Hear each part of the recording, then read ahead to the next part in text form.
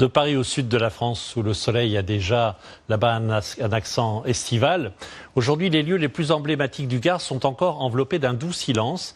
Il faut en profiter, comme nous allons le faire maintenant, avec Aurélie Herel et Lucas Garcia, des arènes de Nîmes jusqu'au pont du Gard. On aurait dû entendre dans ces arènes la clameur des 12 000 spectateurs venus assister au spectacle des grands jeux romains. Ou bien voir déambuler dans ces gradins, audioguide à la main, entre 1000 et 2000 visiteurs par jour. Et sur le parvis, la foule de touristes et de Nîmois. Mais en ce moment, lors de leur promenade quotidienne d'1 heure, ces riverains se réapproprient ces lieux devenus déserts. On joue au foot sur le parvis des arènes, ce qui est quasiment impossible habituellement, parce qu'il y a trop de monde. Il y a du monde partout, surtout à ces heures-ci, avec un temps comme ça, il y a les terrasses, il y a les gens qui sortent du travail. Là, on a le parvis rien que pour nous à cette heure-ci, c'est magique, quoi. Ça nous permet de profiter des monuments qui sont proches de nous et qu'on n'a peut-être pas souvent l'occasion de voir comme ça.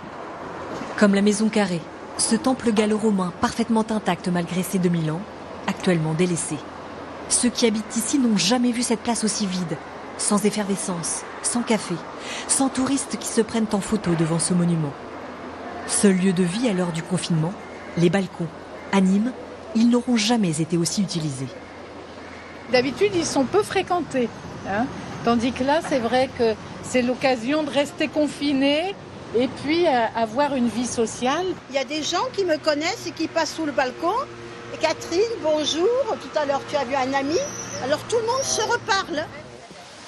Des relations sociales réinventées et un rythme de vie plus lent, plus contemplatif. Et si finalement le confinement permettait aux Nîmois de redécouvrir leur ville et les petites merveilles à côté de chez eux?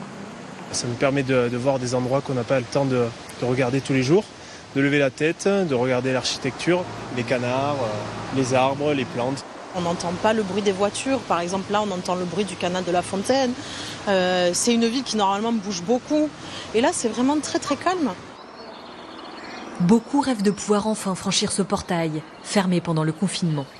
De se promener dans les allées des jardins de la Fontaine, construits autour d'une source naturelle, à l'origine de la ville. Mais seuls quelques rares privilégiés peuvent y avoir accès pour travailler. Ce vigneron doit entretenir ses vignes. Pas de répit, elles continuent leur croissance, il faut les ébourgeonner. Toutes les semaines, tous les 10 jours, il faut repasser pour s'assurer que tout va bien, pour enlever tous ces petits rameaux qui démarrent, qui sortent. Il y a plusieurs vagues, il y a de nouveaux rameaux qui vont ressortir. Donc voilà, une surveillance régulière, ça nous permet aussi de vérifier que les maladies ne s'installent pas. En plus de la source, le pont du Gard servait aussi à approvisionner Nîmes en eau dans l'Antiquité. En temps normal, 4000 visiteurs se promènent ici chaque jour au mois de mai. Visite guidée pour les uns, pique-nique et tentative de baignade pour d'autres, interdit aujourd'hui. Alors, la nature reprend ses droits.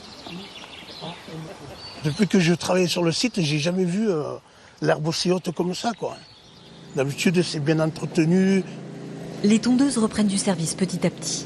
Elles sont les seules à briser le silence et à interrompre les chants des oiseaux, bien plus nombreux qu'avant. Et surtout les petits oiseaux qu'on ne voit pas d'habitude. On les voit à proximité, ils viennent même très proches. Ils ont comme perdu l'habitude de voir du monde. Plus de touristes, ce restaurateur en profite pour finir ses travaux et l'aménagement de sa terrasse. Seul, face à ce monument majestueux et désert, il ressent des sentiments contrastés.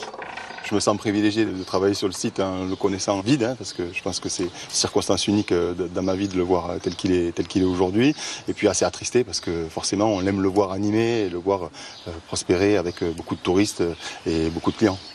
Aucun kayak, aucun canoë ne vient troubler l'eau du Gardon, aucune ride ne vient altérer le reflet de cet ancêtre de 2000 ans.